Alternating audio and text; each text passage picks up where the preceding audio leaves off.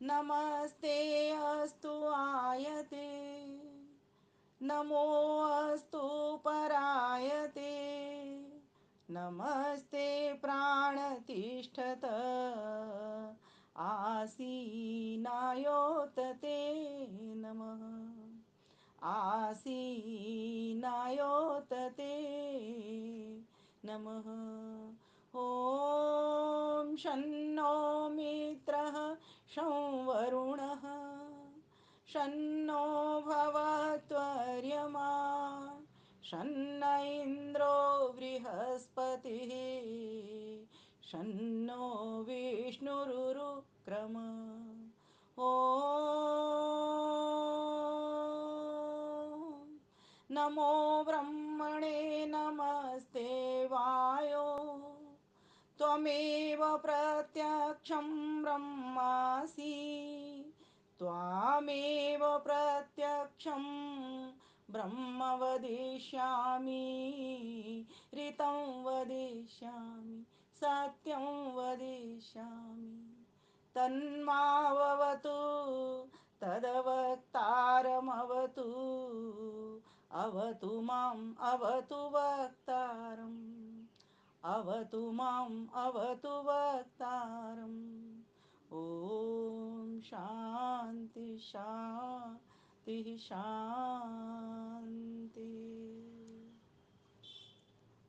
आर्य केंद्रीय सभा फरीदाबाद से चल रहा ये बहुत ही सुंदर दिव्य भव्य पवित्र कार्यक्रम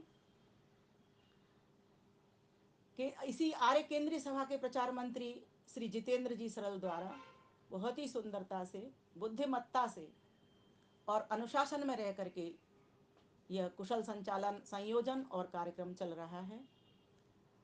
उनको तो नमन है ही और आशीर्वाद भी है और साधुवाद भी है, लेकिन साथ ही साथ यहाँ पर जुड़े हुए जितने भी माताएं बहनों ने भजन गाए उनको भी नमन है, और जो भी देश से विदेश से परदेश से श्रोता रूप में प्रबुद्ध जन जुड़े हुए हैं उन सभी को भी मैं अपना हार्दिक नमन, वंदन और अभिनंदन करती हूँ। सभी को सादर सप्रेम नमस्ते कहती हूँ। प्यारे भाइयों बहनों, आइए अब हम अपने विषय पर आते हैं। हमारा विषय है आज का प्रकृति का सुख कैसा। बहुत लोगों के मन में ये जिज्ञासा भी होगी, जानने को समझने के लिए वो तैयार भी बैठे होंगे कि आखिर प्रकृति का सुख कैसा है। और एक मन में प्रश्न यह भी आ रहा होगा कि ये विषय ऐसा क्यों रखा, हमें क्या करना, प्रकृति का जो सुख है जैसा बना रहे, हमें तो परमात्मा के सुख से लेना देना है। तो एक बात ध्यान करने के लिए योग्य है कि जब तक हम चीज को समझेंगे नहीं तब तक हम उसे छोड़ नहीं सकते। सभी कहते हैं प्रकृति से परमात्मा की ओर बढ़ें, बहुत अच्छी बात है, हमें बढ़ना ही चाहिए। प्रकृति का भी सुख लेना है और परमात्मा का भी लेना है, लेकिन प्रकृति का जो सुख है उससे क्यों हटने की बात हो रही है, उससे क्यों बढ़ने की परमात्मा की ओर बात हो रही है, ये बहुत महत्वपूर्ण है। प्रकृति का सुख तो ऐसे समझना जैसे कि आप बाजार से लेके आए घी, देसी घी, और उस देसी घी में मिला हुआ है डालडा, तो बताइए कौन लोग खाएंगे। तो प्रकृति का जो सुख है वो ऐसा ही है। आप कहोगे ये कैसे कैसे माने इस बात को। बिल्कुल ऐसे जाने कि आपके घर में बच्चा पैदा हुआ, ठीक, और बच्चा आ गया मंदबुद्धि, आपको खुशी भी हो रही है लेकिन मंदबुद्धि निकल गया बच्चा। तो बस प्रकृति का क्यों, क्योंकि उसका शरीर, उसका मन, उसकी बुद्धि, उसकी इंद्रियां किससे बनी है, ये सब प्रकृति से बनी हुई हैं।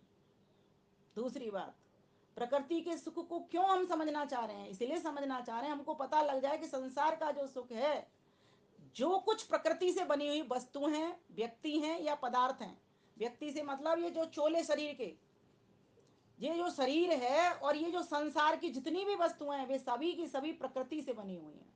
तीन बातों को हमेशा याद रखो, बिना तीन के ये संसार नहीं हो सकता। तीन नित्य और अनादि पदार्थ हैं, ईश्वर, जीवात्मा, प्रकृति। बड़े आसानी से आप कह दिया करते हो इस बात।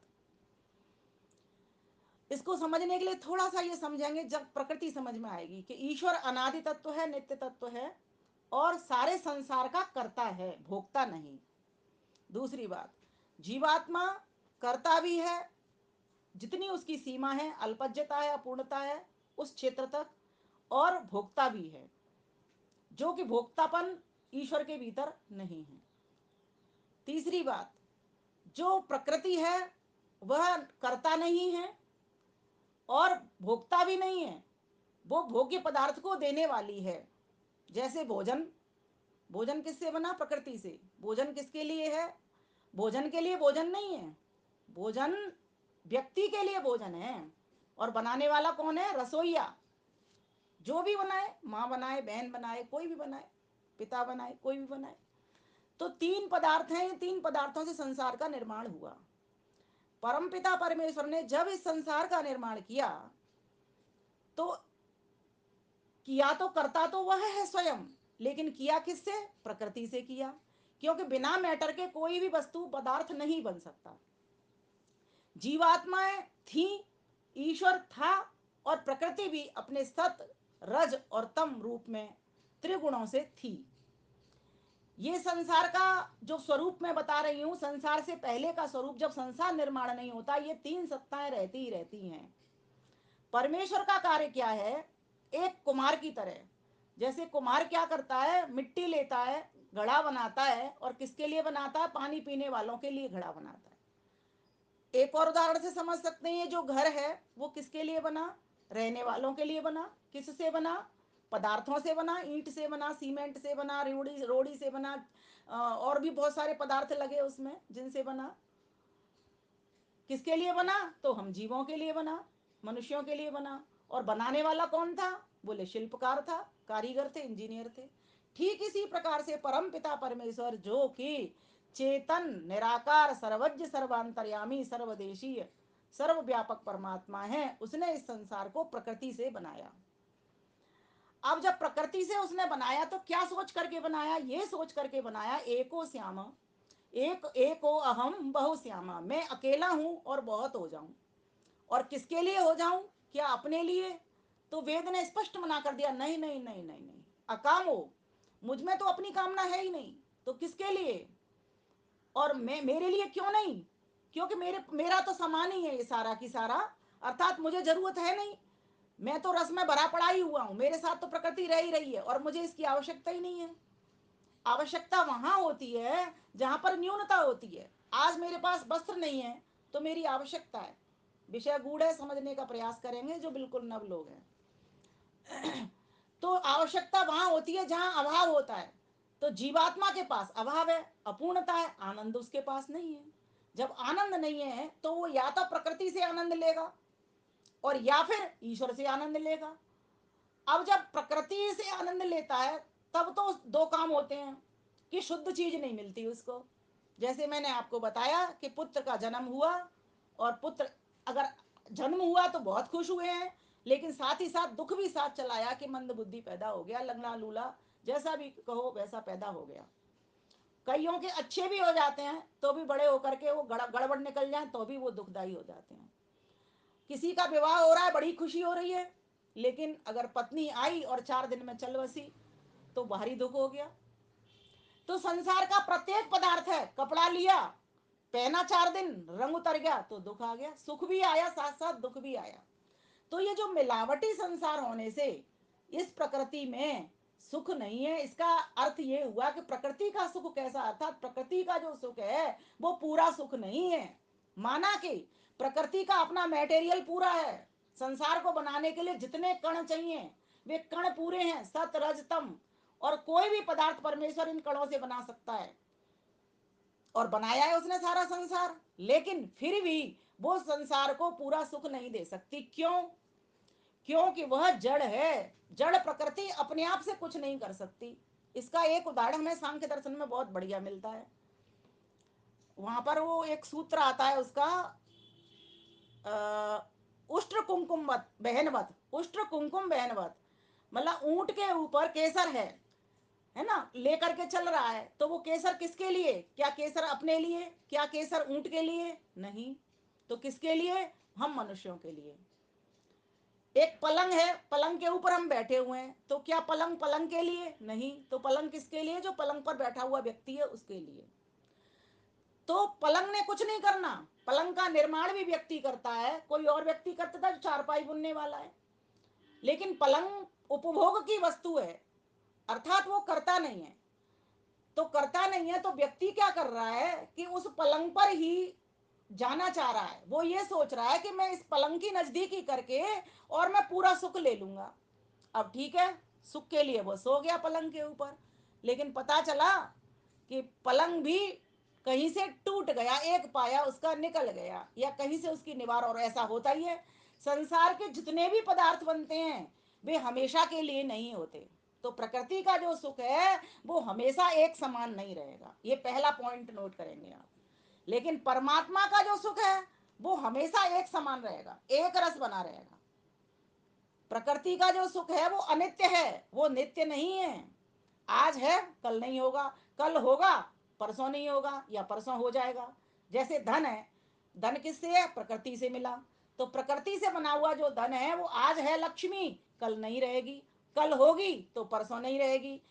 इसी प्रकार से जैसे चंचल लक्ष्मी है, इसी प्रकार से ये जो सारा संसार संसार है, चाहे व्यक्ति हो, स्थान हो, चाहे वस्तु हो, ये सारी की सारी ये आज मिली हैं तो जरूरी नहीं है ये कल भी आपके साथ रहेंगी रहेंगी, इसीलिए इनको अनित्य कहा गया है।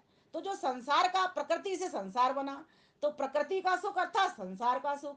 तो संसार का सुख कैसा है? ये हमेशा रहने वाला नहीं है, सदा रहने वाला नहीं है। सदा रहने वाला कौन सा सुख है? जिसमें कभी परिवर्तन नहीं होता। यहाँ तो परिवर्तन हो रहा है ना। जब पैदा हुए रूप बड़ा सुंदर था, बड़ा लावण्य भरा था, बड़े मनोहर लगते थे, लेकिन जैसे ही और बड़े हो गए तो थोड़ी कमी आ गई रूप रंग में। फिर और काले पड़ गए, स्कूल कॉलेज जाने लगे तब थोड़े से, और फिर और बड़े हो गए तो थोड़ा सा और कम हो गया। फिर और उसके बाद तो बूढ़े ही हो गए, बूढ़े होकर के तो सारा ही खाल सुकड़ गई, खून रक्त रास कहाँ गया वो सारा की सारा। प्रत्येक व्यक्ति 7 वर्ष बाद पूरा की पूरा बदल जाता है, अर्थात 7 वर्ष में वो मर लेता है, ये समझ लीजिए। इसी गाड़ी में वो मरता रहता है, इसी गाड़ी में वो मरता रहता है। बहुत महत्वपूर्ण बात है ये। इसीलिए जहां परिवर्तन होगा ना, वहां पर आपको पूरा पूरा सुख नहीं मिलेगा। बहुत खुश होता है जब व्यक्ति बहुत सुंदर लगता है, रूपवान लगता है, या धनवान होता है जब उसके पास धन होता है, लेकिन जैसे ही धन चला जाता है वैसे ही फिर वो दुखी हो जाता है। तो जो प्रकृति का जो सुख है वो अनित्य है, नित्य नहीं है, हमेशा रहने वाला नहीं है। दूसरी बात, क्षणिक है, और अनित्यता में क्षणिकता में बहुत ज्यादा अंतर नहीं है। कुछ वस्तुएं दीर्घ काल तक सुख देती हैं, कुछ कम समय तक सुख देती हैं। तो प्रकृति के प्रत्येक सुख में ऐसा ही है, कुछ कम समय तक सुख देंगी। पत्नी आई, 20 साल तक उसने खूब सेवा की, 10 साल में पता चला वो तो छोड़ करके ही चली गई, किसी और के संग भाग गई, या फिर उससे वियोग ही हो गया पूरी तरीके से। जब संयोग होगा सुख मिलेगा, जब वियोग होगा तो दुख मिल जाएगा। तो जो प्रकृति का सुख है, जब व्यक्ति इस बात को समझ लेता है तो फिर प्रकृति के सुख को देख करके वो शुद्ध सुख की ओर जाता है। जैसे घी में पता चल गया ये मिलावटी घी है, भैया मुझे नहीं खाना, मैं तो कहीं भले ही 4 पैसे ज्यादा दे दूंगा, लेकिन मुझे तो शुद्ध देसी घी ही खाना है, और गाय का घी ही खाना है मुझे तो। क्योंकि गाय के घी में वो शक्ति होती है, 100 प्रकार के रोगों को अपने आप ऑटोमेटिक वो खत्म कर देता है। ये बात माताओं, बहनों, भाइयों सबको समझने योग्य है। इसलिए गौ माता का खूब पालन करो, गौ माता के लिए खूब गौ ग्रास निकालो, जितनी सेवा हो सकती है गौ माता की करना प्रारंभ कर दो, आप भी गोपाल कहलाओगे। चली बात में मैंने ये बात बता दी आपको। अब देखिए प्रकृति का सुख कैसा है, तो निकल करके आया घटिया है। एक होता है बढ़िया चीज, एक होती है घटिया चीज। मैंने घी का एक उदाहरण पकड़ रखा है, उसी से आपको बताती जा रही हूँ। तो ये प्रकृति का जो सुख है वो घटिया है। घटिया वही वस्तु होती है जो कम चलती है। वस्त्र है 10 दिन चलेगा, 1 साल चल जाएगा, ज्यादा बढ़िया है 2 साल चल जाएगा, लेकिन मन भर जाएगा उससे। मन भी तो प्रकृति से बना हुआ है, तो उससे मन भर जाएगा। तो 4 दिन तो बहुत अच्छे से पहना, बहुत बढ़िया अच्छे लग रहे हैं, सुंदर लग रहे हैं, लेकिन उसके बाद फिर इसमें से रंग फीका होना लग गया, कपड़ा फटने लग गया, तो फिर वो दुख दे गया। तो प्रकृति का, पूरी पूरी प्रकृति का, किसी भी वस्तु को उठा लीजिए आप, किसी भी क्षेत्र में चले जाइए, अगर वो प्रकृति से बनी हुई है, निर्मित, और सारा संसार तो बना ही हुआ है प्रकृति से। मात्र एक ईश्वर और जीव, यही दो तो प्रकृति से नहीं बने। लेकिन ईश्वर का तो शरीर बनता नहीं है, लेकिन मनुष्य को तो शरीर मिलता है ना, जीवों को तो शरीर मिलता है ना, और उन शरीरों के कारण वो सुख दुख को भोग रहा होता है। एक बात ध्यान रखने की है, आत्मा का ये जो सुख दुख है ना, अपना कारण नहीं है। जो कहते हैं हम, इच्छा द्वेष प्रयत्न सुख दुख ज्ञानानी आत्मनो लिंगम, ये 6 गुण बताए हैं आत्मा के। लेकिन जिसमें से जो है क्या, इच्छा द्वेष। इच्छा का मतलब सुख की इच्छा, द्वेष का मतलब मुझे दुख नहीं चाहिए। ये बहुत सीधे सामान्य अर्थ हैं। और फिर इसके बाद इच्छा द्वेष प्रयत्न, जीवात्मा प्रयत्न भी करता है। सुख दुख, लेकिन ये जो सुख दुख है ये नैमित्तिक हैं।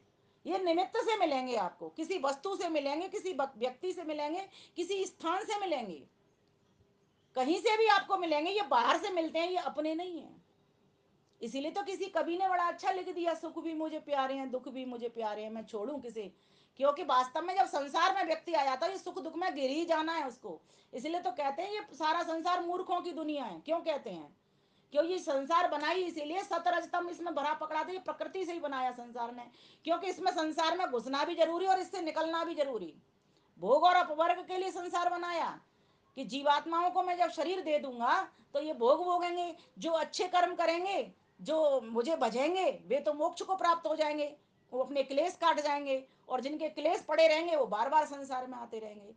क्यों किया ऐसा कार्य ईश्वर ने? ईश्वर को क्या पड़ी थी? इसलिए किया, जीवात्मा हमारा सुख चाहता था। क्या सुख चाहता था?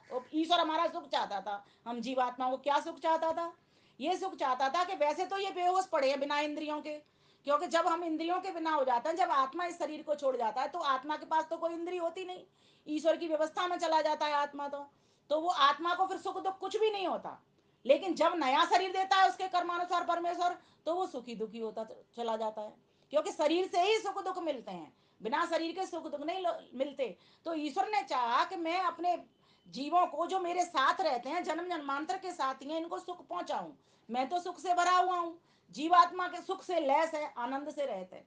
तीनों सत्ताओं में देखिए, परमात्मा तो आनंद का भंडार है, आनंद स्वरूप है, लेकिन आत्मा के पास आनंद नहीं है। अगर आत्मा के पास आनंद होता तो वो आनंद की खोज नहीं कर रहा होता, आनंद के लिए नहीं बढ़ रहा होता। इसका मतलब क्या है? क्यों नहीं है? क्योंकि आत्मा अल्पज्य है, अपूर्ण है, और अधूरेपन में कभी भी आनंद नहीं है, ज्ञान से रहित है। इस ये ज्ञान लेता है, ईश्वर से ले या प्रकृति से ले। प्रकृति को देख करके हम ज्ञान लेते हैं ना। क्या लेते हैं? देखते हैं ना कि कोई ना कोई करता है जिससे ने इतनी सुंदर संसार बना दिया, ये ज्ञान हम लेते हैं। दूसरी बात, एक और ज्ञान क्या लेते हैं? हम ये ज्ञान लेते हैं कि जो प्रकृति है ये जड़ होते हुए भी सुख पहुंचा रही है। नदियां देखो हमें पानी दे रही हैं, जबकि जड़ है। पर्वत देखो, हमको पर्वत हमारी रक्षा कर रहे हैं। और दूसरी बात, पर्वत हमें विशालता को सिखला रहे हैं, पर्वत हमें अडिग होना सिखा रहे हैं, पर्वत हमें स्थिर होना सिखा रहे हैं। हमें एक एक वस्तु, प्रकृति से बनी हुई जड़ वस्तु भी हमारे बहुत सारा संदेश दे रही है। धरती माता हमें बहुत सारे गुण सिखा देती है, क्षमा करना सिखा देती है। कितना बोझा लेके आदमी घूम रहा है, लेकिन सारे को सहन कर रही है वो। तो जड़ पदार्थ भी हमारा हमें इतना सुख पहुंचा सकते हैं।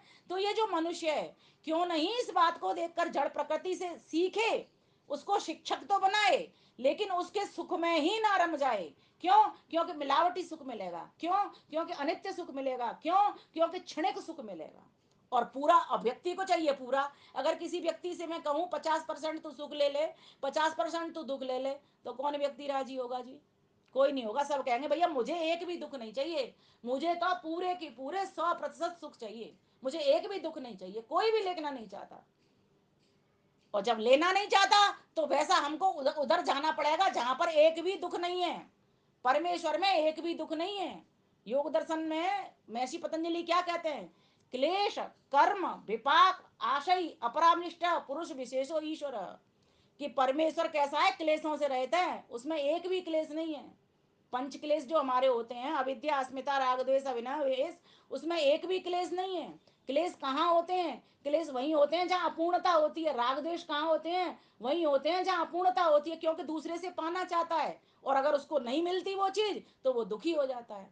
सुखानुसई रागा दुखानुसई देश द्वेषा, सीधा सीधा ये सूत्र फॉर्मूला है कि जहां से सुख मिलता है वहां व्यक्ति को राग होता है, और जहां से दुख मिलता है वहां पर द्वेष हो जाता है। तो जो प्रकृति का जो सुख है वो सारा की सारा मिलावटी है, सारा की सारा घटिया है। जब व्यक्ति को ये समझ आ जाती है कि परमेश्वर में एक भी क्लेश नहीं है, और ये जो सारा संसार है ये क्लेशित भी करता है और अक्लेशित भी करता है, यहाँ पर सुख भी मिलता है दुख भी, दोनों चीजें मिलती हैं, तो मैं कहाँ बढ़ूंगा? मैं वहां बढ़ूंगा जहां पर एक भी दुख नहीं है। क्यों? और परमेश्वर में क्यों नहीं है दुख? तो कहा कर्म, वो सकाम कर्म नहीं करता। हम संसार की कामना से कोई भी कम कर्म करते हैं, लेकिन परमेश्वर तो निष्काम कर्म करता है। हमारे शुभ कर्म करें, भले ही बढ़िया कर्म करें, अच्छा कर्म कर रहे हैं, मंदिर बनवा रहे हैं, लेकिन संसार की कामना तो है कि मेरा नाम हो, मेरे पंखा पर नाम लिखे, मेरे मंदिर पर नाम लिखे। ये कामना तो है, लोकेशना तो किसी की छूटी नहीं है। एक एक बार को व्यक्ति पुत्रेशना वित्तेशना छोड़ सकता है, लेकिन लोकेशना छोड़ना बड़ा मुश्किल कार्य होता है। स्वामी श्रद्धानंद से जब कहा था तो उन्होंने यही तो कहा, लोकेशना तो मया न त्यक्ता, भैया मैंने लोकेशना नहीं त्यागी है। जबकि सन्यासी का तो धर्म है सबसे पहले इन तीनों लोकेशनाओं को छोड़ दे। लेकिन आज कौन ऐसा होगा? सन्यासियों को छोड़िए, मैं एक सामान्य बात कर रही हूँ। हमारे महात्मा जन तो बहुत बड़ा तप और त्याग कर रहे हैं। तो कहने का भाव है, जब हमको ये समझ में आएगी प्रकृति के जो परिणाम है, प्रकृति के सुख में एक बात और नोट करने की है, अशांति है। लेकिन परमेश्वर के सुख में अशांति नहीं है, वहां शांति है। इसलिए उसका एक नाम शांत स्वरूप है, एक नाम सुख स्वरूप है, एक नाम दुख विनाशक है, एक नाम उसका प्राणों का प्राण है। आप बोलते हो ना नित्य प्रति, क्या बोलते हो? ओम भूर्भुवः स्वः। तीनों बात मैंने वही तो कह दी है। भू प्राणों का प्राण अर्थात प्राण प्रिय, उससे अधिक प्राण प्रिय कोई होता नहीं है। जो कि हमें श्वासें दे रहा है। सोचो, सबसे बड़ी दौलत अगर व्यक्ति के पास है तो ये श्वासें हैं। कुछ व्यक्ति ऐसे हैं रात को सोते हैं, सुबह उठते नहीं, पता चला 1 घंटे में कहाँ गए, छूमंतर हो गए। इसीलिए परमेश्वर के पास जो सुख है, अगर व्यक्ति को ये समझ में आ गई तो वो निष्काम कर्म करेगा। निष्काम कर्म करने से परमेश्वर की ओर बढ़ेगा, सकाम कर्म करेगा तो प्रकृति की ओर बढ़ेगा। क्योंकि उसे पता ही नहीं है कि प्रकृति का सुख कैसा है, घटिया सुख है। इसमें जितना जितना मैं जाता हूँ उतना उतना रम जाता हूँ, और उतना उतना पतन की राह में चला जाता हूँ। बार बार इस इन योनियों में आता हूँ, घूमता हूँ। कभी गधा बनता हूँ, कभी घोड़ा बनता हूँ, कभी कुत्ता बनता हूँ, कभी सियार बनता हूँ, कभी कुछ बन जाता हूँ। और जब उसको ये समझ में आ जाएगी ये तो मिलावटी सुख वाले, यहाँ तो सुख और दुख दोनों चीजें चलती ही रहेंगी, तो वो सोचेगा कि मैं अगला जन्म नहीं लूं। और ये मनुष्य के हाथ में है, और किसी प्राणी के हाथ में नहीं है ये ताकत। जीवात्मा कर्म करने में स्वतंत्र है तो मनुष्य रूप में है। वो कर्म ये बुद्धि के, क्योंकि उसके पास मन और बुद्धि विवेक वैराग्य है। वो सोच सकता है कि वैराग्य को बढ़ा करके, विवेक को धारण करके और वैराग्य को बढ़ा करके मैं ईश्वर की ओर जा सकता हूँ। तो मन बुद्धि का सहारा लेगा, सही निर्णय ले सकता हूँ, सही संकल्प कर सकता हूँ, निष्काम कर्म कर सकता हूँ। पशु पक्षी तो भोग्य नहीं किए हैं, वो तो भोग भोग रहे हैं, और जैसे बांध दिए हैं वैसे ही बंधे पड़े हुए हैं, जैसे बना दिए हैं वैसे ही वैसे चल रहे हैं, जो कुछ उनको दांत आंत दे दिए वैसे वैसे विचरण कर रहे हैं। लेकिन ये मनुष्य एक चालाक प्राणी है। इसको दांत और आंत दिए ऐसे बहुत अच्छे, बहुत सॉफ्ट, लेकिन ये सॉफ्ट सामान को छोड़कर, शाकाहार को छोड़ करके ये मांसाहार की ओर बढ़ गया। इसने अपनी बुद्धि और लगा डाली, जबकि बुद्धि तो इसको मिली थी उत्थान करने के लिए, ऊपर चढ़ने के लिए, शाकाहार भोजन करने के लिए, शाकाहार मनस बचस को बनाने के लिए। लेकिन इसने शाकाहार न मनस बचाए, ना तो इसने सात्विक मन बनाया, ना सात्विक वाणी बनाई, ना सात्विक इसने कर्म व्यवहार बनाया अपना। इसीलिए जब व्यक्ति को ये समझ में आ जाती है कि जो प्रकृति का सुख है ये सुख पूर्ण नहीं है, ये अधूरा है, इसमें सुख भी है दुख भी है, और जहां अधिक सुख है, जहां पूरा सुख है, जहां एक भी मिलावट नहीं है, जहां कोई घटियापन नहीं है, बढ़िया ही बढ़िया है, फिर वो उस तरफ मुड़ेगा। तो जो योगी होते हैं, जो विवेकी व्यक्ति होते हैं, वे 4 चीजें देख लिया करते हैं संसार में। एक मैंने बात बताई, परिणाम, क्योंकि वो संसार कैसा है, ये परिवर्तनशील है, तो परिणाम धर्म को देखते हैं वे हर सुख में, कि आज ये रसगुल्ले से मुझे सुख मिल रहा है तो कल ये मुझे नुकसान करेगा, मुझे डायबिटीज बढ़ा देगा मेरी। वो ऐसे देख करके वो उसको विष समझ करके हटा देता है कि मुझे नहीं खाना भाई, मैं डायबिटिक हो गया हूँ। लेकिन मेरा जैसा व्यक्ति डायबिटीज होते हुए भी मिठाई खाए चले जा रहा है। तो कहने का भाव यहाँ पर यह कि जो विवेकी होगा, जो वैरागी होगा, वो सही प्रकार का ज्ञान लेगा, और वो परमात्मा की ओर, जैसा जैसा परमात्मा का आदेश है वैसा भोजन करेगा, वैसे विचार बनाएगा, वैसी संगत करेगा, वैसे लोगों के पास बैठेगा, और प्रकृति के सुख को छोड़ करके परमात्मा की सुख की ओर लग जाएगा। इतना तो लेगा प्रकृति का सुख, भूख लगी है भोजन करेगा, लेकिन सिर्फ पेट भरने के लिए ही भोजन करेगा वो। फिर ये नहीं है पेटी भरने के लिए भोजन रखे वो। लोग आजकल यही तो कर रहे हैं, पेटियां भर भर करके रख रहे हैं, पेट नहीं। और जिस दिन हमको ये समझ में आ जाएगी कि पेट भरना है, ये भोजन मिला है सिर्फ पेट भरने के लिए, और वो भी सिर्फ 3 भाग, पूरा पेट भी नहीं भरना, कुछ भाग, इसीलिए कुछ आहुतियां पहले भोजन करने से पहले निकाल दी जाती हैं। और भोजन मंत्र जब पढ़ा हो जाता है तब भी ये कह दिया जाता है, परमेश्वर मैं अकेला ना खाऊं, मोग मन्नम बिंदते अप्रचिता सत्यम ब्रवीम तस्य नार्यमणम पुष्यति नो सखायम केवलागो भवति केवलादि। मैं अकेला ना खाऊं, सभी का भाग है इसमें, सभी को मिले, पूरे परिवार के लोगों को मिले, और अतिथि भी आ जाए उसको भी ये भोग मिल जाए।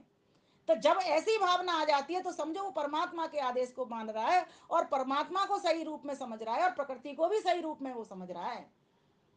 क्योंकि व्यक्ति ठूस ठूस के खाएगा, बफे में चला जाएगा, खूब ठूस ठूस के खाएगा, वो भूल जाता है प्रकृति का धर्म कि मैं ठूस के खाऊंगा तो रात को मुझे परेशानी होगी। कई लोगों को मैंने ऐसे भी देखा है, रात को शादी में से आए, खा करके आए, और सवेरे तो पता ही चला कि वो है ही नहीं व्यक्ति। क्यों? क्योंकि कहीं ना कहीं हमारी अविद्या है, कहीं ना कहीं हमारा अज्ञान है, और वो अज्ञान कहाँ फंसा है? प्रकृति में फंसा हुआ है। क्योंकि प्रकृति के सुख को हमने सब सुख समझ लिया है, जबकि प्रकृति के सुख में जहाँ सुख है वहां दुख भी उसमें मिला हुआ, भरा हुआ पड़ा है। और प्रकृति का सुख जो है बाह्य साधनों की अपेक्षा रखता है, जैसे मोटर, गाड़ी, बंगला आदि। लेकिन परमेश्वर का सुख बाह्य साधन नहीं चाहिए, कुछ भी नहीं चाहिए, 1 रुपए का खर्चा नहीं है, आंखें बंद करनी है, बस ध्यान लगाना है, सही स्वरूप में ईश्वर को जानना है। हाँ, थोड़ा पर पैसा इसलिए तो खर्च करना पड़ेगा, विद्वानों के पास जाना पड़ेगा, उनको दक्षिणा देनी पड़ेगी, पुस्तक खरीदनी पड़ेगी, है ना। और आजकल तो मैं कह रही हूँ पुस्तक भी नहीं खरीदनी है, किसी का आशीर्वाद पालोगे वो भर भर के तुम्हें पुस्तकें भी दे देगा, तो भी एक खर्चा नहीं लगना। तो आंतरिक साधनों से शम दम उपरतिचा श्रद्धा समाधान, इन आंतरिक साधनों से, इस आंतरिक संपत्ति से उस परमेश्वर को प्राप्त हम कर लेंगे, सही सुख की ओर बढ़ जाएंगे। और वैसे भी मैंने आपको बताया ये जो मन और बुद्धि है ना, इनको आप, हमारे ये जो मन और बुद्धि है ये भी तो सतोगुण, रजोगुण, तमोगुण से बने हुए हैं। जिस व्यक्ति का जो मन है धार्मिक कार्यों में लगा हुआ है, वो व्यक्ति सात्विक गुण वाला हो जाता है। तो हमें कहां तक पहुंचना है? हमें सात्विक गुण, प्रकृति में से भी असली चीज खींचनी है। जैसे घी लाए, घी में से भी हमें देसी घी निकालना है। उसको आप घी को ताओगे तो जब हम उसको गर्म करते हैं तो गर्म करने के बाद में जो पतला घी होता है वो प्योर घी हो जाता है, और जो नीचे जम जाता है ना, थोड़ा गर्म करना, पूरा गर्म नहीं करना, जो जो नीचे नीचे जम जाता है, बैठ जाता है, वो डालडा घी होता है। ऐसा कुछ लोगों का कहना है, हमने तो इतना ज्यादा परीक्षण नहीं किया, पर जैसे बताया करते हैं। शहद की भी लोग पहचान करते हैं कौन सा शहद बढ़िया है, उसके भी बहुत सारे प्रैक्टिकल है, 3-4 वो प्रैक्टिकल करके देखते हैं। तो लोगों को इतनी बुद्धि दी है परमेश्वर ने, इस बुद्धि से वो जांचे कि सुख कहाँ ज्यादा है, कहाँ बढ़ियापन है, कहाँ घटियापन है। जब वो ऐसा देख लेगा तो बाह्य साधनों की अपेक्षा नहीं करेगा कि मेरे पास जी इतने बढ़िया बढ़िया घर होना चाहिए, मेरे इतने बढ़िया सोफा होने चाहिए जी, मेरे घर अतिथि आएंगे तो क्या कहेंगे जी। कई बार मैंने ऐसा भी देख, घरों में इतनी बड़ी विडंबना है कि कोई अतिथि आ रहा होता है, कहता है जी मेरा घर तो सेट नहीं था इसलिए मैंने तो कह दिया मैं हूं ही नहीं घर में। ऐसे भी मैंने लोगों को कहते हुए सुना है, और जब घर में गए तो पता चला घर में ही बैठे थे वो लोग। माताओं बहनों, बहुत समझने की बात है। ये जो मन बुद्धि मिले हैं, ये मन बुद्धि हमको ईश्वर की ओर बढ़ाने के लिए मिले हैं। आप इससे बंधन भी कर सकते हो, आप इससे मोक्ष की गति भी कर सकते हो। मन ये मनुष्याणाम कारणम बंध मोक्ष हो।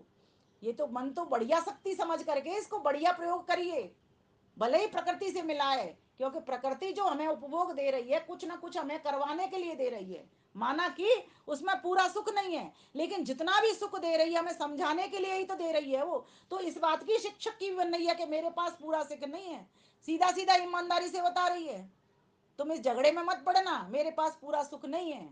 ये सीधा सीधा वो बता रही है, अपनी वस्तुओं से, अपने व्यक्तियों से, अपने स्थान विशेष से, सबसे बता रही है वो। तो हमें उसे शिक्षक मान करके भी ईश्वर की ओर बढ़ सकते हैं कि पूरा पूरा सुख कहाँ है। इस संसार में तो आज तक किसी को मिला नहीं है, तो पूरा पूरा सुख कहाँ है? परमेश्वर के ही पास है।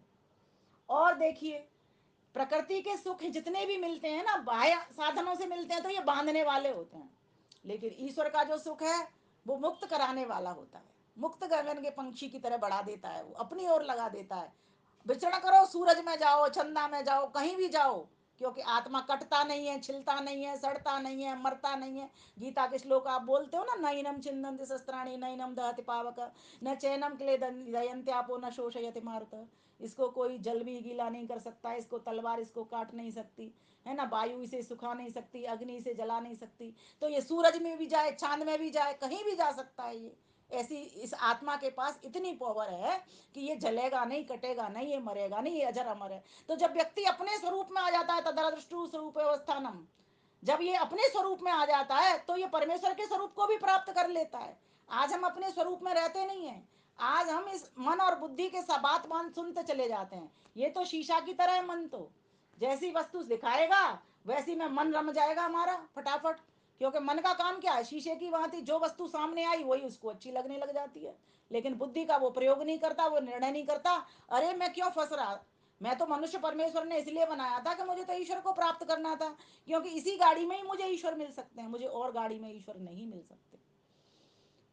और देखिए, प्रकृति का जो सुख है उसका जो अंत है वो सुखदाई है, लेकिन प्रकृति का जो सुख है उसका अंत दुखदाई है। जैसे मैंने एक छोटा सा उदाहरण दिया था, व्यक्ति पैदा होता है, बड़ा होता है, बूढ़ा होता है, फिर मर जाता है, तो अंत क्या हुआ, अंत दुखदाई होगा। वियोग, जो वियोग होता है वो दुखदाई होता है, जो संयोग होता है वो सुखदाई होता है। इस तरह इसको समझ सकते। लेकिन परमेश्वर, एक बार परमेश्वर की लौ लगा दी, लगन लगा ली आपने, तो आप ईश्वर परमेश्वर की ओर बढ़ गए, तो आपको जो अंत भी होगा ना वो भी सुखदाई होगा, मोक्ष ही मिलेगा आपको। और फिर मोक्ष में तो है ही सुख, वहां तो एक दुख भी नहीं है, और मोक्ष कोई एक अलग विशेष स्थान नहीं है। जीवात्मा जहां भी जाएगा परमात्मा के साथ रहेगा, और परमात्मा के साथ रहने से वो आनंद को पाएगा, और उसका एक ट्रायल वो समाधि अवस्था में भी प्राप्त कर सकता है, और एक स्वप्न की अवस्था में भी प्राप्त कर सकता है। बस अंतर इतना रहता है समाधि और स्वप्न में, स्वप्न में वो बेहोश की भांति रहेगा, थोड़ा सा बस सुबह उठ के कहेगा कि मैं आनंद से सोया, क्योंकि स्वप्न में उसको ये याद, जब वो सोता है तब उसे याद नहीं रहता। ठीक है, सुसुप्ति कहते हैं उसको, स्वप्न नहीं, सुसुप्ति। स्वप्न में तो उसका मन भागदौड़ करता है, सुषुप्ति की अवस्था और समाधि की अवस्था में ये अंतर है। सुसुप्ति में उसको उस वक्त कुछ भी नहीं पता, सुबह उठकर कहेगा मैं आनंद से सोया। लेकिन समाधि की जो अवस्था होगी वो जागृत अवस्था होती है, तब उसको सारा आनंद आ रहा होता है। ये एक ट्रायल हम इसी जन्म में, इस मनुष्य के जन्म में कर सकते हैं, लेकिन करेंगे तो तब जब हम ईश्वर के साधना को लेकर, ईश्वर जिनसे प्राप्त होता है, बढ़िया सुख की पहचान और घटिया सुख की पहचान हो जाएगी हमको, कि कौन सा घी हमारा शुद्ध है, कौन सा घी हमारा वनस्पति है, डालडा है।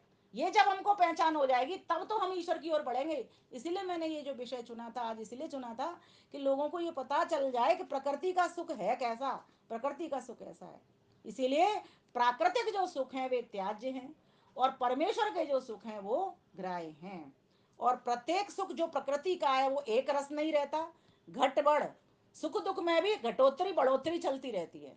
लेकिन परमेश्वर के यहाँ पर एक रसता, क्योंकि वो स्वयं एक रस है, हर जगह पर वो बैठा हुआ है, स्थिर है, एक रस होकर के स्थिर है, कहीं ऊंचा नीचा नहीं है उसका ज्ञान, कभी गड़बड़ उसके ज्ञान में नहीं है। इसलिए महर्षि पतंजलि क्या कहते हैं, जीवों का जो ज्ञान है वो सातिशय ज्ञान है, उसमें एक व्यक्ति से बड़ा, एक व्यक्ति से बड़ा कोई विद्वान हो सकता है, लेकिन परमेश्वर का जो ज्ञान है वो निरतिशय सर्वज्ञ भी हम, उसके ज्ञान में कोई गड़बड़ नहीं है, ना तो कोई उसके बराबर है, तुल्य है, और ना कोई छोटा या बड़ा, अर्थात उसका ज्ञान बिल्कुल एक रस रहता है, और सबके लिए समान रहता है, सबके लिए न्यायकारिता से रहता है, सभी को न्यायकारी स्वरूप में ही वो फल देता है। तब जब इतनी बात समझ में आ जाती है, और प्रकृति के जो सुख है उसमें न्यूनता होती है, परमेश्वर का जो सुख होता है उसमें कोई न्यूनता नहीं रहती है। ये सीधा सीधा वेद मंत्र बता देता है, अकामो धीरो अमृत स्वयंभू रसेन तृप्तो न कुतश्चनो न तमेव विद्वान् न विभाय मृत्यो आत्मानं धीरम अजरम युवानम। अकाम है वो, उसको कोई कामना अपने लिए नहीं है, इसीलिए उसमें न्यूनता नहीं है, इसीलिए उसे अपने लिए कामना नहीं है। मैंने आपको पहले बताई थी ये बात। तो जहां न्यूनता है वहीं कामना है, और जहां कामना तभी है जबकि न्यूनता है। तो न्यूनता को भरने के लिए पूर्णता की ओर जाएंगे हम, और हम क्या कर रहे हैं, न्यूनता को खत्म करने के लिए न्यूनता की ओर जा रहे हैं। समस्या ये है। तो इस समस्या के समाधान को खोजने के लिए पहले प्रकृति को देखना पड़ेगा, प्रकृति को देख करके फिर हम समाधान की ओर, पुरुष की ओर बढ़ पाएंगे, अर्थात परमात्मा की ओर बढ़ पाएंगे। पुरुष से अर्थ दो होते हैं, पुरुष माने परमात्मा भी है, पुरुष माने जीवात्मा भी है। वहां संगत हमको परमात्मा की जीवात्मा की देख करके लगानी होती है कि किस मंत्र में। तो ये जो मंत्र है पूरा की पूरा परमात्मा के लिए है। इसमें कहा अकामो धीरो, वो ज्ञानी है, और जब ज्ञानी है, पूर्ण ज्ञानी है, तो उसमें कोई कमी नहीं है। आनंद कहाँ है, जहां ज्ञान है। जीवात्मा तो अज्ञ है, देखिए, परमात्मा सर्वज्ञ है, जीवात्मा अल्पज्ञ है, मतलब थोड़ा जानती है, परमात्मा सब जानता है, जीवात्मा अल्पज्ञ थोड़ा जानती है। लेकिन प्रकृति अज्ञ है, जड़ है, ज्ञान से रहित है। अ माने अभाव, ज माने ज्ञान, ज्ञान का अभाव है उसमें। तो जहां ज्ञान का अभाव है वहां आनंद कैसे मिलेगा जी? पागल व्यक्ति को पूछ के देखना कितना आनंद होता है, देखने में हंसता हुआ नजर आएगा वो, लेकिन सबसे ज्यादा दुख उसको होता है। मूर्खता में सबसे ज्यादा क्या है? पागलपन है, अर्थात अज्ञानता है। जहां जहां व्यक्ति की बुद्धि का स्तर बढ़ेगा वहां वहां पर उसका ज्ञान बढ़ेगा, ज्ञान बढ़ेगा तो प्रकाश होगा, प्रकाश होगा तो आनंद की प्राप्ति होगी, और हमें उसी ज्योत स्वरूप की ओर तो बढ़ना है। हमको अज्ञान की ओर थोड़ी बढ़ना है, हमें अविद्या की ओर, अविद्या में बढ़ेंगे तो फिर आ जाएंगे, फिर इसी प्रकृति में बन जाएंगे। हमें तो प्रकृति से छूटने के लिए मनुष्य का चोला मिला है। हे नर अब तो जन्म सुधार, हे नर अब तो जन्म सुधार, मिली तुझे ये सुंदर गाड़ी करने को उद्धार, हे नर अब तो जन्म सुधार। ये गाड़ी है बड़ी निराली, मन पंखों से उड़ने वाली, मुक्त गगन में विचरण करती, इसके आगे फीकी है सब टाटा बिड़ला कार, रे नर अब तो जन्म सुधार, रे नर अब तो जन्म सुधार। इस गाड़ी के आगे कितनी भी महंगी सी महंगी गाड़ियां ले लेना, सब बेकार है। यही गाड़ी तुमको मुक्ति का रास्ता प्रशस्त करेगी। अगर अब भी जा आकर के इस गाड़ी का सदुपयोग नहीं कर पाए तो आगे तो समझ लो महती विनष्टि है। उपनिषदकार इसी क्या कहता है? यह चेत अवेदित सत्यम अस्ति, नो चेदेह अवेदित महती विनष्टि। अगर इसी जन्म में जान लिया तो ये बात ठीक है, तो तुम्हारा चोला सार्थक हो गया।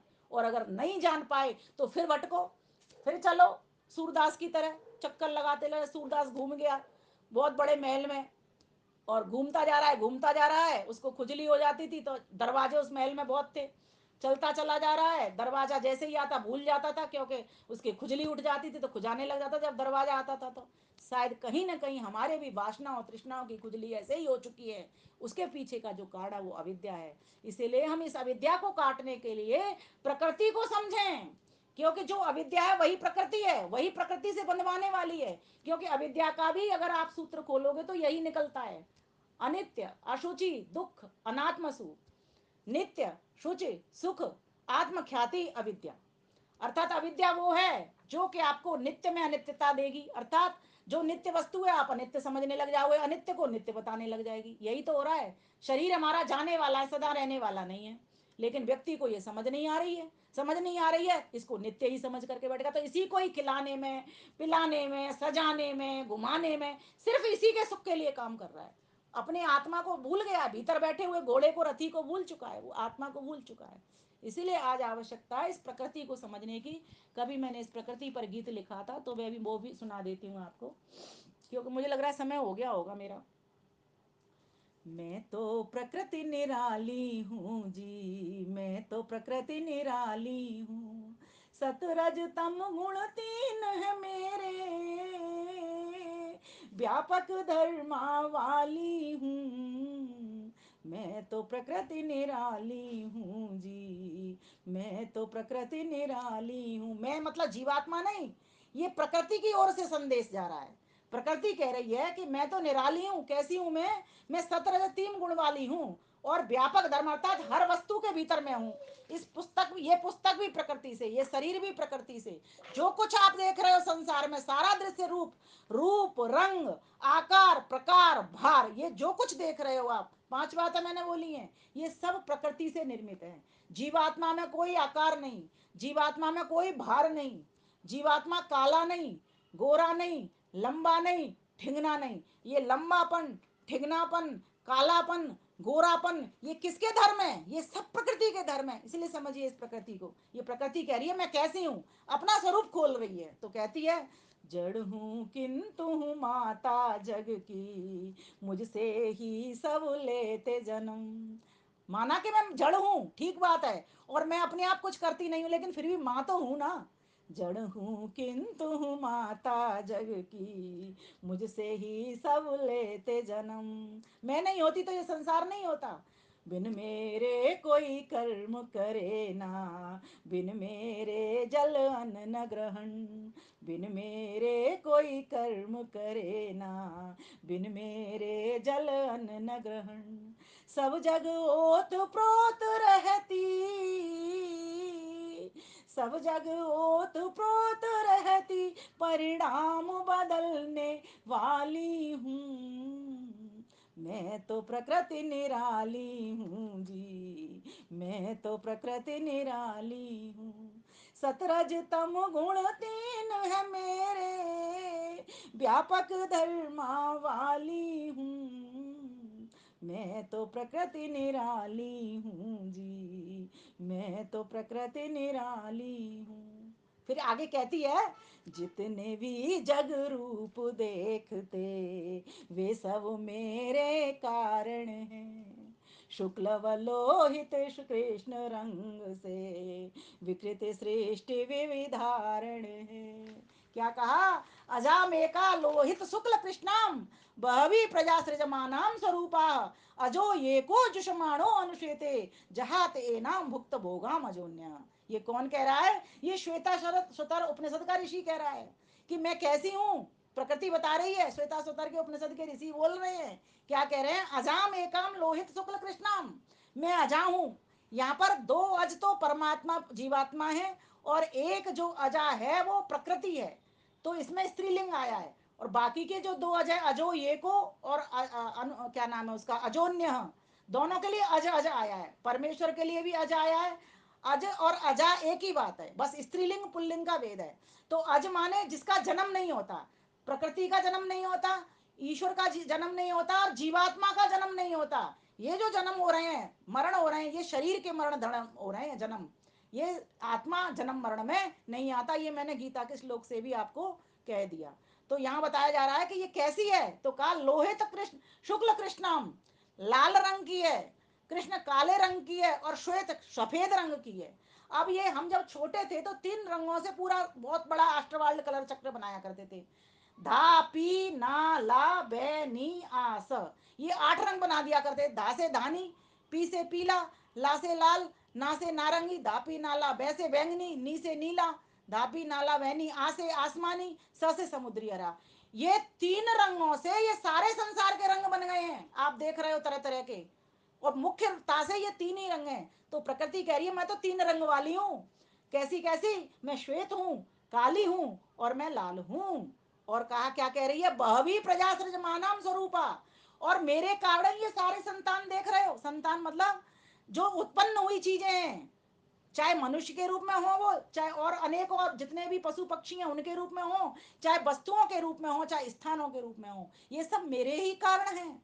और फिर क्या कहती है कि अजो ये को जुषमाणो अनुसेतो, और जो एक है, एक जो परमात्मा है वो कैसा है? वो भोग नहीं करता इस प्रकृति का, मेरा भोग नहीं करता। और जहां ते नाम भुक्त भोगा मजाना, और जो दूसरा पुरुष है, जो दूसरा पुरुष जीवात्मा है, वो मेरा भोग करता है। तो मैं कैसी हूं? रंग रूप वाली, आकार प्रकार वाली और भार वाली। ये इसीलिए जो साकार जो संसार देख रहे हो आप, साकार ला आकार सहित जो संसार देख रहे हो, वो मेरे कारण है। हूं भले ही मैं जड़, लेकिन मेरे कारण है। तो देखो प्रकृति कितनी सुंदर बात कह रही है। जितने भी जग रूप देखते वे सब मेरे कारण हैं। शुक्ल व लोहित कृष्ण सरंग से विविध सृष्टि विविधारण है। पराधीन फिर भी परमार्थी, पराधीन जरूर है वो, लेकिन परमार्थ को नहीं छोड़ रही है। इससे सीखने का सबक लें। पराधीन फिर भी परमार्थी, परार्थ विचरने वाली हूँ। मैं तो प्रकृति निराली हूँ जी, मैं तो प्रकृति निराली हूँ, मैं तो प्रकृति निराली हूँ जी, मैं तो प्रकृति निराली। परार्थ अर्थात दूसरे के अर्थ, दूसरे के उद्देश्य के लिए मैं विचरण कर रही हूँ। जैसे मैंने उदाहरण दिया कि जो पलंग है वो पलंग के लिए नहीं है, जो केसर है वो केसर के लिए नहीं है, वो केसर किसी व्यक्ति के लिए है, वो पलंग किसी व्यक्ति के लिए। इसीलिए मैं परार्थ दूसरे के उद्देश्य से विचरण कर रही हूँ।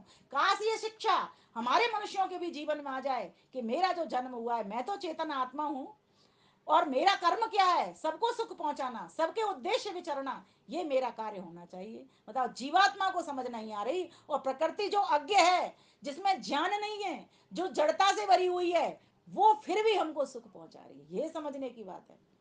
पुरुष परम चेतन ने मुझको सम्मानित कर बढ़ा दिया। प्रशंसा कर रही है, प्रशंसा गुण हमारे पास नहीं है। प्रकृति क्या कहती है? पुरुष परम चेतन ने मुझको सम्मानित कर बढ़ा दिया। मेरा सम्मान ये किया उसने, सतरज स्तंभ से ये सारा संसार बना डाला, मुझे चारों ओर व्यापक कर डाला। व्यापक तो मैं थी, लेकिन किसी को दिखती नहीं थी, मुझे दृश्य रूप में लेकर के आ गया। मेरा भारी सम्मान है। और किसी व्यक्ति को जब यश करना हो तो समझो क्या होता है, क्या कहते हैं हम, जी मेरा बड़ा सम्मान हुआ। किसी को कोई फूल माला पहना देता है, किसी का यश बहुत बढ़ता है, तो उसका सम्मान ही तो होता है।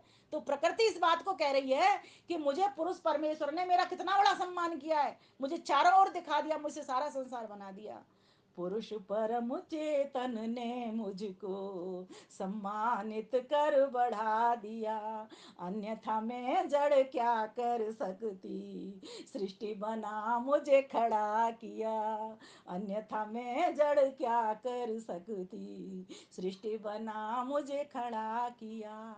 साधन हूँ, फोर्स से कह रही है, साधन हूँ नहीं साध्य समझना, साधन हूँ नहीं साध्य समझना, साध्य मिलाने वाली हूँ। मैं तो प्रकृति निराली हूँ जी, मैं तो प्रकृति निराली हूँ। तीन ही तो तत्व हैं, एक साधन है, एक साध्य, एक साधक है। जीवात्मा साधक है, परमेश्वर साध्य है, और ये जो सारा संसार है जो प्रकृति से बना हुआ, ये साधन है। इसलिए साधन को देखो, साधन को कितना उपभोग करना है, कितना उपभोग इस साधन का किसी और को कराना है, कितना साधन को का उपभोग करके प्रकृति को संरक्षण देना है, नदियों को स्वच्छ रखना है, इस प्रकार से पर्वतों को अच्छे से बिखरने नहीं देना। कहने का भाव, यहाँ पर जितनी भी जड़ता है, धरती है, इसको सपाट रहने दो, इसको खोद खोद के गड्ढे मत बनाओ, इस पर फालतू की बिल्डिंग मत चिन्हो। कितनी बढ़िया बढ़िया बात है, लेकिन हम प्रकृति की शिक्षा को नहीं सीख पा रहे। माना कि वो सुख भी देगी दुख भी देगी पृथ्वी पर आकर के, लेकिन फिर भी शिक्षा कितनी बड़ी दे रही है। और ये शिक्षा को निकालने वाला कौन है? इसको निकालने वाला आत्मा ही है। और किसके सहारे से निकालता है? उस परमेश्वर के सहारे से निकालता है। बिना परमेश्वर की कृपा से, बिना परमेश्वर के ज्ञान दे, ये प्रकृति का स्वरूप व्यक्ति खोल नहीं सकता। श्वेता सुतर के उपनिषद के ऋषि ने कमाल कर दिया। तो कहा, अन्यथा मैं जड़ क्या कर सकती, सृष्टि बना मुझे खड़ा किया। साधन हूँ नहीं साध्य समझना, साध्य मिलाने वाली हूँ। मैं तो प्रकृति निराली हूँ जी, मैं तो प्रकृति निराली हूँ। आगे कहती है, सुन भाई, अभी जाना मत मेरे पास से, और आगे बताती हूँ मैं। जब होती है प्रलय अवस्था, निर्विकार निज थाती हूँ। जब प्रलय हो जाती है तो मैं अपने विकृत स्वरूप को छोड़ देती हूँ, और मैं कैसी हो जाती हूँ? निर्विकार होकर के पड़ी रहती हूँ, बस सतरजतम के रूप में पड़ी रहती हूँ, कणों के रूप में पड़ी रहती हूँ। जब होती है प्रलय अवस्था, निर्विकार निज थाती हूँ। ज्ञान न मुझ में, ज्ञान न मुझ में शक्ति बहुत, पर तंत्र न कुछ कर पाती हूँ। भले ही मुझ में ज्ञान नहीं है, लेकिन शक्ति बहुत है। दीवार से सिर मार करके देखो, शक्ति का पता लग जाएगा, कितनी चोट लगेगी, कितना खून बहेगा। तो कह रही है कि ज्ञान न मुझ में शक्ति बहुत, पर तंत्र न कुछ कर पाती हूँ।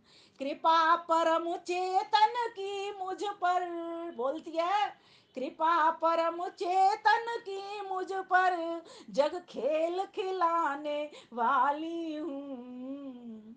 मैं तो प्रकृति निराली हूँ जी, मैं तो प्रकृति निराली हूँ। और सुनिए, यहीं तक ना रुकती, अपना संदेश दिए चली जा रही है, उपदेश दिए चले जा रही है। कहती है, कोई मुझे कहता है माया, कोई डांकिनी कहता है। बोले ये लूट लेती है, इसलिए इसके चक्कर में नहीं पड़ता। तो कहा, कोई मुझे कहता है माया, कोई डाकनी कहता है, मुझ पर कोई प्रभाव पड़े ना, जो जैसा वो कहता है। वो तो प्रकृति होके कह रही है, हम मनुष्य क्यों नहीं कहते भाई। जब कुछ बोल गया, कोई कड़वा बोल गया, कोई मीठा बोल गया, तो कड़वा बोलता है तो इतने दुखी हो जाते हैं, इतने अपमानित हो जाते हैं, कोई मीठा बोल गया तो इतने सम्मानित हो जाते हैं, भाई वो आदमी बढ़िया, वो आदमी खराब। काश हमने उसकी बात को इतना समझ लिया होता। तो कहा, मुझ पर कोई प्रभाव पड़े ना, जो जैसा वो कहता है। विमल कहे मन बुद्धि देह तन, बंधने व बंधाने वाली हूँ, मैं तो प्रकृति निराली हूँ जी, मैं तो प्रकृति निराली हूँ, मैं तो प्रकृति निराली हूँ जी, मैं तो प्रकृति निराली हूँ। प्यारे भाइयों बहनों, ये प्रकृति सुख और दुख दोनों से भरी हुई है। ये अनित्य है, हमेशा एक स्वरूप नहीं रहता, परिणामी है, परिणाम इसका परिवर्तन होने वाला है।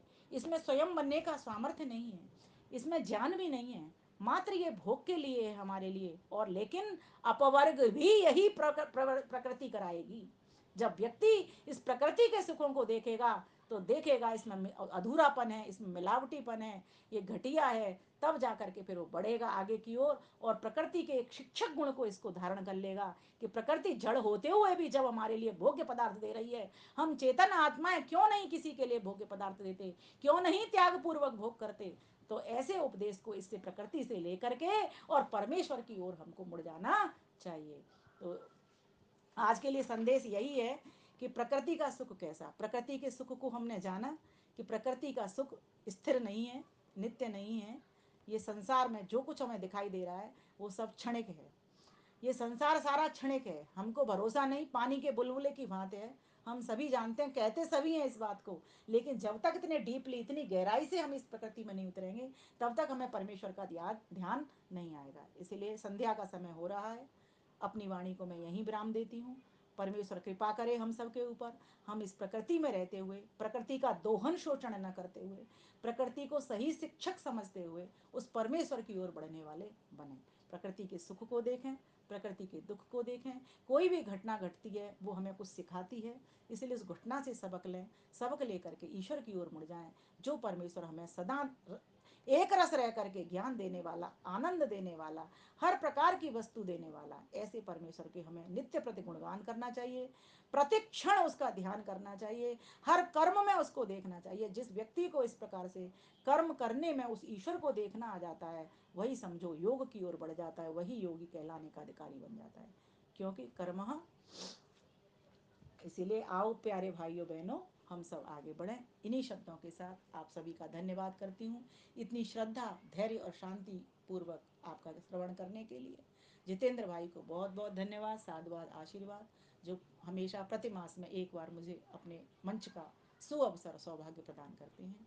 और हमारी बहन जी जो अभी अध्यक्षता करती हैं, उनको भी, आदरणीय उषा चित्कारा जी को भी मैं नमन करती हूँ। धन्यवाद, नमस्ते जी।